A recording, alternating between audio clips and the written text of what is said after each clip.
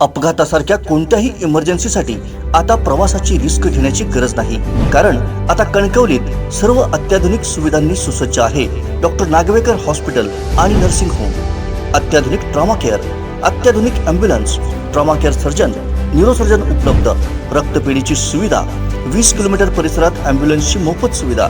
Doctor Nagwekar hospital आणि nursing home 24/7 emergency service. Mobile 9852 108 108 आणि 8803 108 108। शासनाचा प्रत्येक उपक्रम हा लोकांसाठी असतो। त्याच पार्श्वभूमीवर प्रत्येक योजनेचा लाभ सर्वसामान्य महिलांना मिळावा यासाठी स्त्री शक्ती समस्या शिबिर आणि शासन आपल्या दारी हा उपक्रम कुडाळ तालुका प्रशासनाच्या माध्यमातून आयोजित करण्यात आलाय।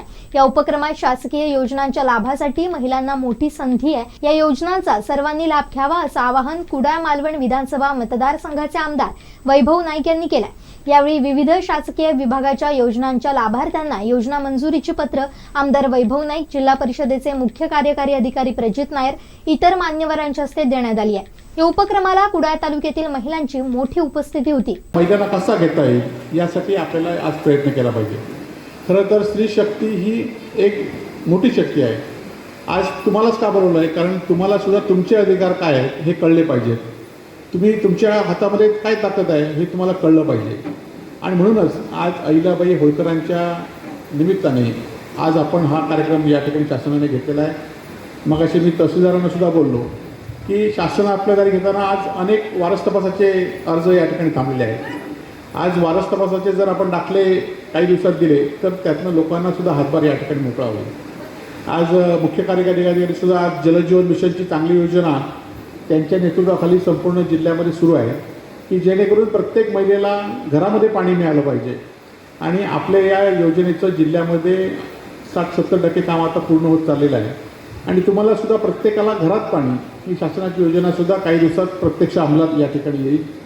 आज खरं तर तहसीलदार आणि BDO 5 वाजेपर्यंत हा प्रोग्राम आहे, प्रत्येकाचं समाधान झालं पाहिजे, नाही तर 5:30 वाजता पुन्हा आम्ही येऊ आणि कोणतं समाधान नाही झालं याचा आम्ही आढावा आपल्या पुढ्यातच या ठिकाणी घेऊया। त्यामुळे 5 वाजेपर्यंत तुमचं काम आहे आणि 5 नंतर आमचं काम आहे असं या ठिकाणी अपेक्षा व्यक्त करतो। आणि आपण सगळ्यांनी महिलांनी खरं तर आलात, खरं तर आपल्याला एक संधी मिळालेली आहे नेतृत्व करायची, घराबाहेर पडण्याची। आज आपण आलो आहे, बचत गटाच्या माध्यमातून आलो आहे, अधिकाऱ्यांनी बोलवलं म्हणून आलो नाही, तर आपण इथे आल्यानंतर आपण काय घेऊन जाणार आहोत, आपण किती माहिती घेऊन जाणार आहोत, आपण घेतलेली माहिती किती लोकांना सांगणार आहोत ह्याचा पण आपण प्रत्येकाने अभ्यास केला पाहिजे। आणि प्रत्येकाने तेवढं आपण घेतलं पाहिजे की शासन हे आपल्यासाठी असतं, अधिकारी हे आपल्यासाठी असतात, लोकप्रतिनिधी हे आपल्यासाठी असतात। आपल्या योजनेतनं सगळ्यांना त्याचा पगार मिळत असतो आणि त्यातनं त्यांचा पण आपला हक्क आहे की त्यांनी ते काम केलं पाहिजे। आणि ते काम करण्यासाठी आज आपल्याकडे जर आपल्याला माहिती असेल तर आपण ते निश्चित त्यांच्यानं काम करून घेऊ शकतो। आपल्याला खरं तर सर्व अधिकाऱ्यांना आणि कर्मचाऱ्यांना मनापासून शुभेच्छा देतो की आपण अत्यंत चांगला कार्यक्रम या ठिकाणी आयोजित केला आणि या महिलांना या ठिकाणी बोलवलं, त्यांना योग्य अशी माहिती त्यांना द्या, त्यांचे अधिकार त्यांना कळवा, एवढीच या ठिकाणी विनंती आणि अपेक्षा व्यक्त करतो। आमचे दिवसभरातले सर्व अपडेट्स, ताज्या घडामोडी आणि थेट लाईव्ह पाहण्यासाठी सबस्क्राइब करा, लाईक करा कोकणचं नंबर 1 महा चॅनल कोकण 7 लाईव्हचं YouTube चॅनल।